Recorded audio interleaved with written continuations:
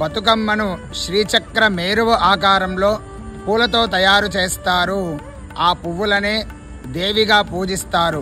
ఒక్కో రోజున ఒక్కో పేరుతో ఆ బతుకమ్మను పూజిస్తారు.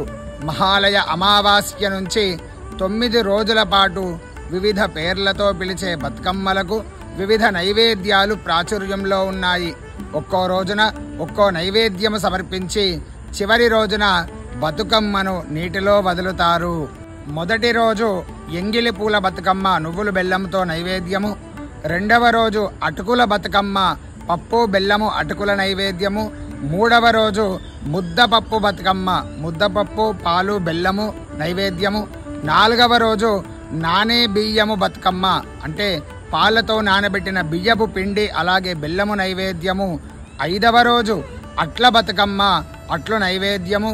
ఆరవ రోజు అలిగిన బతుకమ్మ ఆ రోజు నైవేద్యం పెట్టరు.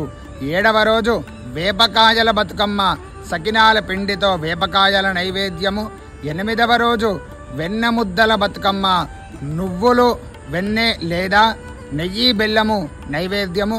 9వ రోజు సద్దుల బతుకమ్మ పెరుగన్నము చింతపండు పులిహోర కొబ్బరన్నము నువ్వుల అన్నము కూడా అమ్మవారికి నైవేద్యము చేసి అమ్మవారి యొక్క కృపకు పాత్రులు కాగలరు.